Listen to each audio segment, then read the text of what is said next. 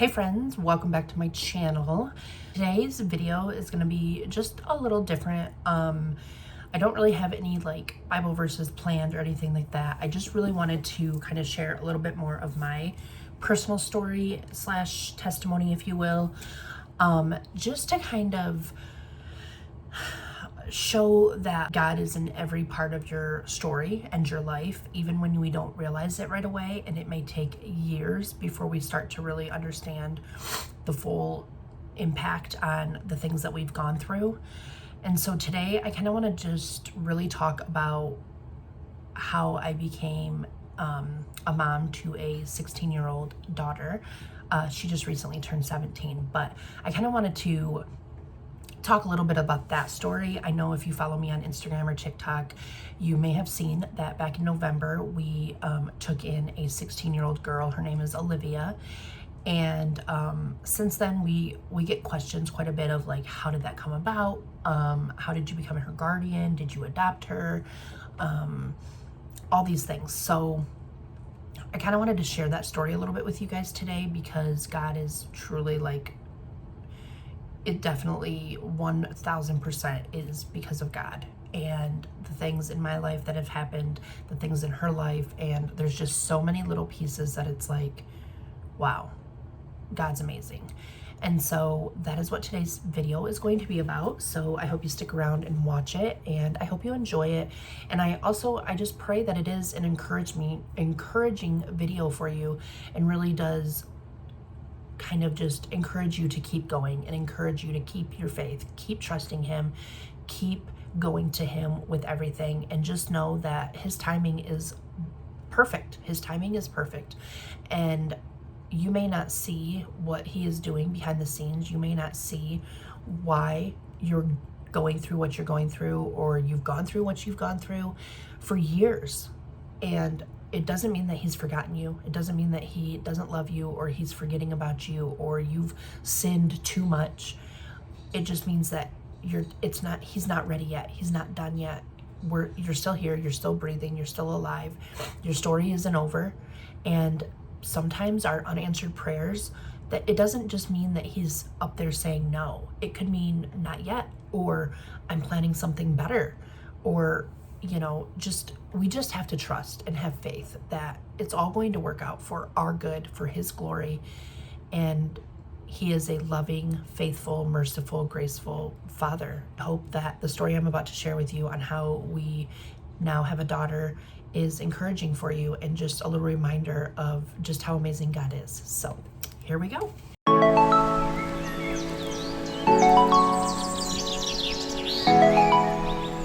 So, like I said, back in November, we ended up taking in a teenage daughter. Her name is Olivia, and it all happened literally in like 12 hours.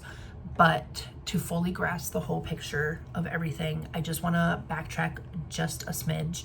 So I know I've shared a little bit, like I said, on my other socials, a little bit more of my testimony. And I know one of my first videos on here is like my testimony, but without going into a ton of detail, I'm just gonna give you a little snapshot because it's going to make sense as we go further into the story, and it's gonna bring it all full picture.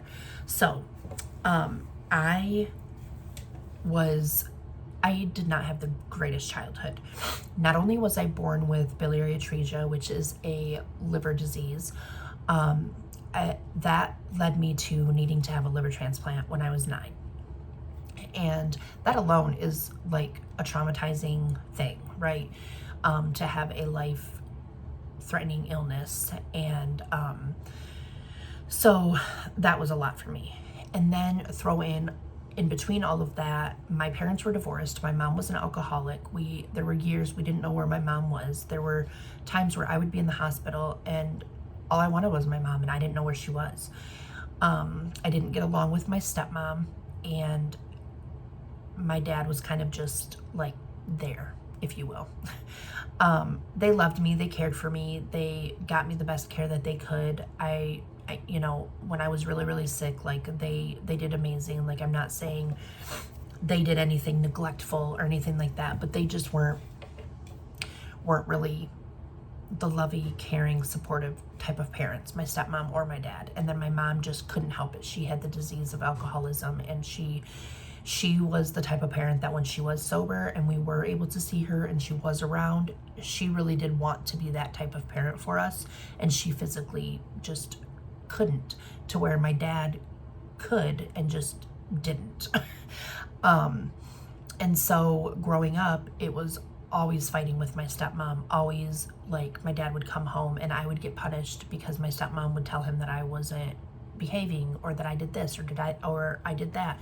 And I will say, like, I wasn't the best teenager. Like, I was a hormonal teenage girl, and like when you have somebody like my stepmom who never let me go out, never let me do anything, never let me hang out with friends, and like I was terrified because of my liver transplant to go out and party or drink or do drugs. Like, I was never even seeking any of that. It was just like, I just want to go to the movies with my girlfriends type of thing.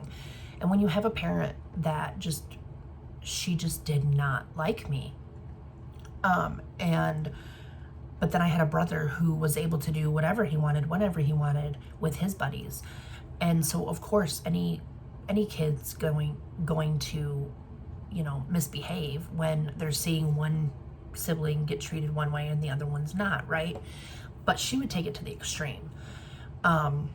So fast forward to 16 years old, it was the last day of my sophomore year of high school, and I got off the bus, and my stepmom had a daycare as well.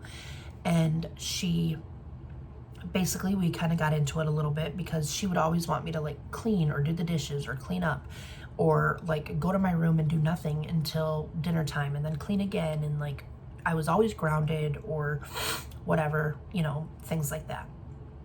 And so then my dad gets home from work, and she basically just tells him, like, either I'm leaving and moving out or Ashley needs to move out. And my dad literally kicked me out. Like, that next day, he was driving me up north 4.5 hours away from where I lived to go move in with my grandma and grandpa. So here it is, the summer of my sophomore year. I literally have 2 years left of high school, and I'm moving 4.5 hours away.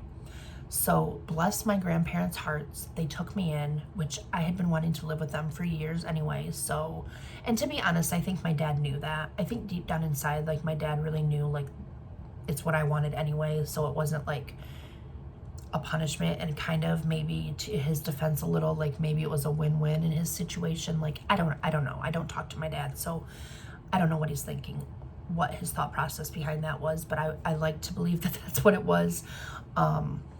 But then they ended up selling their place up north, and we came back to where I live, and we moved in with my aunt and uncle so that I could graduate with the kids that I had been with since kindergarten. And that's when my life really changed. That's when I started seeing like what it really meant to have like loving, supportive parents. And then of course, you know, you have all this freedom and you're making bad choices, and I'm not making the best decisions, and I'm still not like drinking or doing drugs because I was terrified, but I was like, you know, I was seeking acceptance and love from men, and just not making great decisions. And I've dealt with domestic abuse from boyfriends. I've dealt with sexual abuse from family members, all these things. And I always told myself, like, once I met my husband and I am in a very stable, healthy relationship, I mean, we have our typical marital things, but he's an amazing, amazing man. And once I met him and like we started talking marriage and family, I kind of knew, like, I will never be the type of parents that my parents were. My mom, even up until she passed away, like struggled with drinking. But once I became an adult and could like set my own boundaries with her and set my own rules, like our relationship got a lot stronger and we got a lot closer because I was able to put those boundaries in place. I was able to kind of have her at my house and she could spend the night with me, so I knew she wouldn't be drinking. And then she was able to have a relationship with me and able to have a relationship with her grandsons before she passed away. And she passed away in 2021. And so that's just my childhood and like dealing with all of that. And I always just knew, like, and I had to go to therapy. Like, I didn't even go to therapy until I became a parent myself, until after my mom passed away. She passed away in 2021. She had a heart attack in my van while I was driving my kiddos to school, and for school drop off. She died in front of us, and that was very traumatizing. So I started going to therapy for that traumatic event. And then in the middle of that, of course, they're gonna ask you about your life. And like, I literally had one therapist tell me, like, I can't believe you're not in a loony bin. Well, that's what she said to me. So that was my last visit with that one. But I did end up finding a great therapist, and it really, really helped me. And I really realized too that, like, to a fault, sometimes I am not the best parent when it comes to like follow through and consequences and disciplining. And I get super triggered when my husband puts his foot down or raises his voice. And like, we have a rule in my house: you don't spank, we don't put our hands on our kids, because I was raised that way, and I was beaten and yelled at all the time, and it's very triggering. And I have healed and I've had a lot of therapy, but it's still to this day, like, that triggers me. And so anyway, I kind of always just knew that I was going to be the type of parent that I needed back then. But my kids, because of my choices, they don't need to heal from their childhood, as far as I'm aware. Like, they may say things. Both of my kids have been in therapy because they were there when my mom passed away. And my one kiddo has sensory processing disorder. My other one deals with anxiety and ADHD. And now they both deal with PTSD and anxiety and separation anxiety and things like that. So I'm not saying my kids will never have to seek therapy down the road either, but I just mean, like, they don't have traumatic events that they've had to deal with other than the death of my mom and I pray to God, the only traumatic event that they have in their childhood that they've had to deal with. And during all of this, I didn't know God. I was not a Christian. I never went to church growing up. We never talked about God. I never read a Bible, nothing like that. My mom had a Bible, but she never read it with me. We rarely talked about God. She went to AA on and off occasionally, and she would read the Serenity prayer, and I would hear her pray a little bit here and there, but nothing really. And then when she died, the way that she died, the way that everything happened, and like I said, I talk about all that in another video, I knew God was in the middle of all of it. And that kind of led me to finding him. And then I kind of slacked again, became like a lukewarm Christian. And then 2 years ago this month, actually, some major things happened again in my life, and it led me to lean on him because I literally like had nowhere else to turn. And so fast forward to November, I had been going to the church that I go to now. I had been going there for almost a year, and there was a woman there, the youth group leader, and her husband. They ran youth group, and my oldest at the time, who was 13, he would go to youth group occasionally, on and off. But they also went to church, obviously, so I would see them on Sundays. And then they have kids, and so I would see their kiddos there. And Olivia was their niece that they had taken in, and they lived like the Amish lifestyle. And so I would talk to them occasionally here and there. Every now and then, me and Olivia's aunt would talk on the phone, but I would say I can count on one hand the amount of times that I had a conversation with her before Olivia came to live with us. And my husband is still not a Christian. I mean, he believes, we read the Bible together, we pray together as a family, we do devotionals. He just doesn't go to church. So they had never, ever met my husband, and up to this point. And the week before Thanksgiving, oh, and sorry, I'm kind of backtracking. I literally have no notes or anything for this video, so I apologize. It's going to be a little bit of a longer one. I was going to try to make it short, but there's a reason for all that. But Olivia herself, I had met one time at like a back to school bash that they held for the youth group at their house. I had seen her at church But like literally sat down and talked with her and said hi to her, and it was a very quick conversation because she's there with her friends and whatnot, one time before she came to our house in November.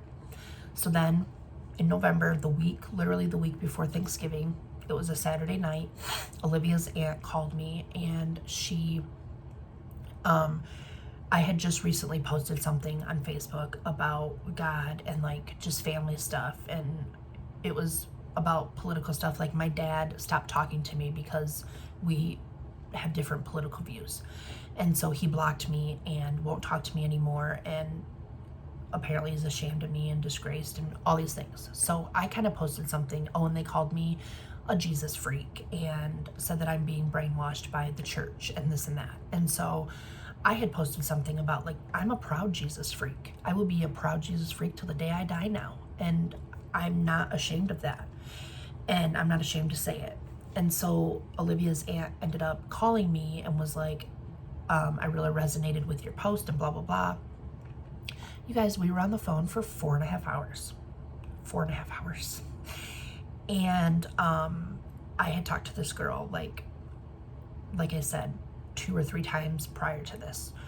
And she was just telling me, like, she had a really hard childhood as well. She was adopted. And I'm not going to tell her story, but she was telling me a little bit about her life in a little more detail. And then she was telling me about Olivia and, like, how she homeschooled all of her kids, but she ended up making Olivia go back to public school, and then Olivia got in with like the bad kids, and Olivia was doing things that her aunt didn't really agree with, or like her aunt was thinking Olivia was doing certain things, and all this stuff. And then she started telling me about Olivia's childhood and why they have Olivia, and it basically was her mom was an alcoholic and a drug addict. Her dad wasn't in the picture. Her mom was always with different guys. Olivia had been abused and just awful, awful things. Again, I'm not gonna get on here and share Olivia's story. It's not my story to tell, but all I'm gonna say is my childhood and Olivia's childhood is so similar, minus like the liver transplant aspect of it. But it is so similar in so many ways. And I had mentioned to Olivia's aunt, like, hey, Christmas break, holiday break is coming up. If you want, over the break, she could come stay with us for a little bit. I could kind of mentor her. Like I was telling her aunt, you know, like my life drastically changed when I went and moved in with my aunt and uncle. And that's when I made the decision to like really get my crap together, if you will, and like change my life for the better, and like not be so negative and not have such a negative outlook on life and people. And so I had said, like, we used to have exchange students every year, and this past year was the first year in 6 years that we didn't have an exchange student. So that's one thing that I was like, God already had a way for that. We met them in the church that God led me to, that I would not have even thought to go to if I wouldn't have gone through what I went through that led me to leave the church I was going to. So that was another way of God like connecting me with this family. But I had told Olivia's aunt, like, we have a room already. We used to host exchange students, and they were always girls. And I'm like, so we have an extra bedroom with a bed, everything. And I was like, she can come stay with us, and I can kind of mentor her and let her know, like, this isn't the way she wants to go, and like kind of share with her my life experiences and story, and you know, give her that perspective of like, you don't want to go down this road. And also like just share my testimony of finding God. And Olivia is a Christian and was even before she came with us, obviously through her aunt and uncle, and like they lived Amish lifestyle. Olivia knows more about the Bible than I do. And so I kind of left it at that and was like, you and your husband pray about it. Me and my husband will pray about it, and we'll just go from there. You can let me know when Christmas break comes around if you want her to come hang with us for a little bit and just take a little bit of a breather between you guys, because she was kind of like, either I find her somewhere else to go or I'm going to have to put her in foster care type of thing. And so Then the next morning, it was a Sunday morning, she called me before church and was basically just like, we were wondering if me and my husband could come over and meet your husband and we could chat a little bit more about what it would look like for Olivia to come be with you guys for a little while. Okay? And we're like, sure. So then they came over that Sunday. They brought Olivia with them, and you guys,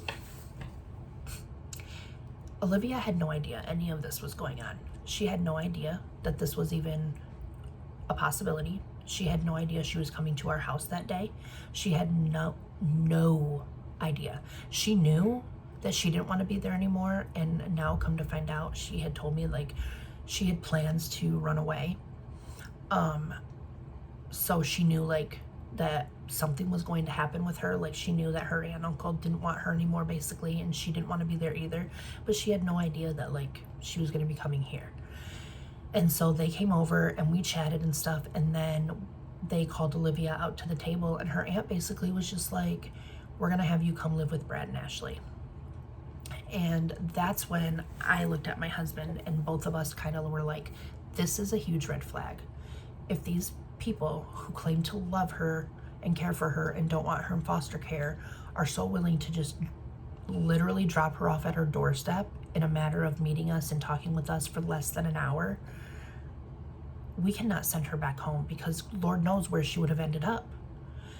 And I had prayed Saturday night after we got off the phone, and I literally had told God, like, me and Brad are willing to take her in, and we want to take her in, and we're excited for it. And we even talked to our boys about it. They were excited for it. And my exact words were, I trust you, Lord. I have faith that if it is your will, it's going to work out the way that it is supposed to. And I am trusting that. And I am just trusting your timing, and what's meant to be, Lord, I trust, and that's what's going to be. And you guys, like, the very next morning. So she came and moved in with us that night. And since then, so November, the week before Thanksgiving, to now, I have been able to be that person that I needed growing up. I literally have been able to talk to her, and she has opened up with me, and we have great communication. I trust her with my whole heart. And I basically told her to, like, I'm not going to punish you or hold or ground you or keep you grounded for things that you did when you lived with them. Like, this is your fresh start. Basically, just what my aunt told me when I moved in with them, like, this is your clean slate. And there's trust. There's 100% trust here until you give me a reason not to trust you. And she has not given me a reason not to trust her yet. And it's just like, I know in my bones that everything I went through as a child and all the trauma, God needed me to go through so I could be this person for Olivia. And it is such an eye-opener, and it's so humbling, and it's so, like, convicting, and, like, just reassurance almost of, like, he's not done with me, and there is a purpose for my pain, and it is for my good, and it is for his glory, because now I'm sharing it with you guys, and I am able to see what a life with God is like, and I will never go back. And the other cool thing is, like, her birthday is June 12th. My due date, what I was supposed to be born, was June 12th, but I was actually born a little early. I was born May 27th, but anyway, it was supposed to be June 12th is what my mom always told me. So that's one thing. Another thing is, she does and says so many things that remind me so much of my mom. It is insane. Barrett was my mom's little shadow. Barrett, my youngest, he is 8 now, but he was attached to my mom at the hip. She babysat. She basically lived with us his whole life. She passed when he was 4. And now Barrett is the same exact way with Olivia. People say that we look alike. We wear the same size clothes. I know that's silly little things, but it's like, people say that we look alike, and there's been so many times where we'll be talking and, like, we're on the same wavelength and we're saying the same thing at the same time, and, like, It's just, she's meant to be ours. And the other cool thing is, when we found out I was pregnant with my son Braden, who's 13, my husband, before we knew it was a boy, he was like, I want it to be 6 letters, just like my name. I want it to start with a B. I want his middle name to be Charles, which is my husband's middle name, and it's my husband's grandpa's name, and it's my husband's dad's name. And he was like, so he wanted it to have, you know, the same letters and blah, blah, blah. And so I was like, well, you know what, then if it's a girl, I want it to be an A name, and I want it to be 6 letters like Ashley. And I want the middle name to be Lynn, because my grandma's middle name is Lynn. And at the time when I was pregnant, I wasn't very close with my mom. So my grandma that I lived with, I owe everything to her. So I was like, I want the middle name to be Lynn. And then my husband's mom's middle name is Ellen. So we were like, that kind of all goes. And one of the very first days that Olivia was with us, we were talking, and Braden had asked her, like, oh, by the way, what's your middle name? And it is Lynn. And it's spelled the same way as my grandma's, the same way I would have spelt it. Her name is Olivia with an A, and that's 6 letters. And so, you guys, when I tell you God has a reason for everything in your life, and like, he will show you just how faithful he is.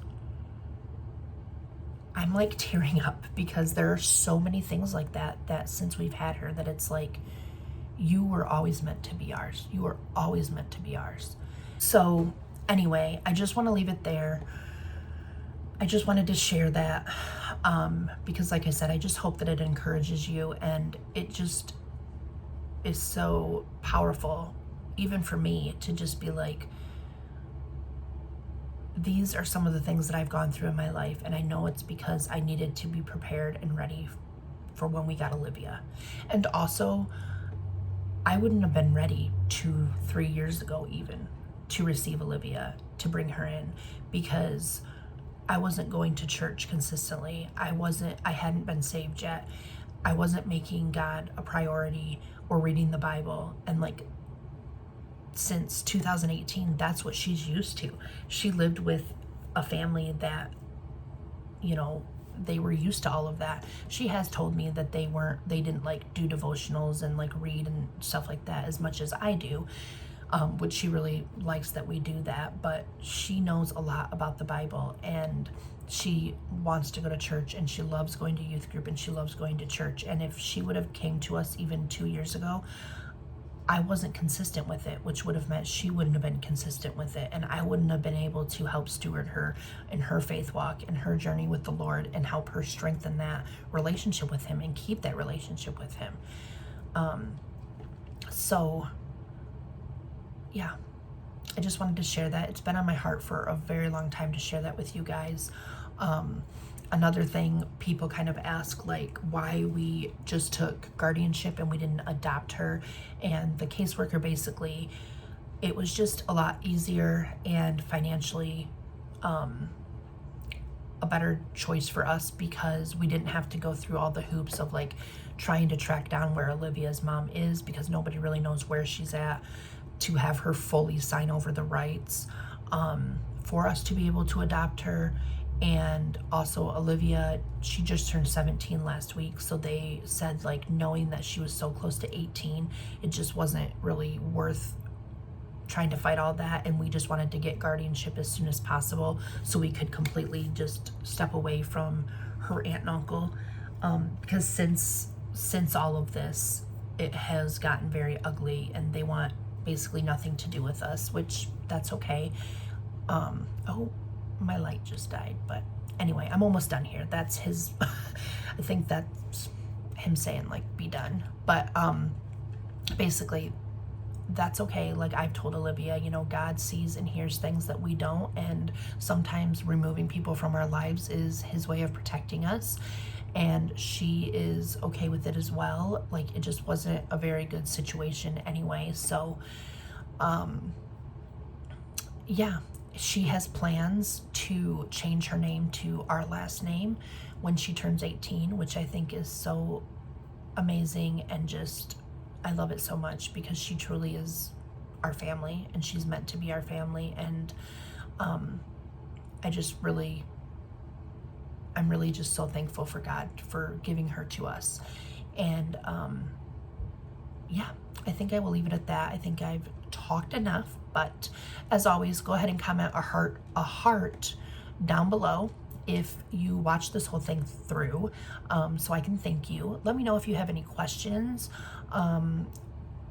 I am an open book, so I will definitely answer them if I can. Let me know also if you would want me to do a video with Olivia where she could kind of tell her side of the story a little bit more. If she would be open to that, let me know if that's something you would be interested in seeing. And yeah, I hope you guys have a great rest of your day, and I'll see you in the next one. Bye.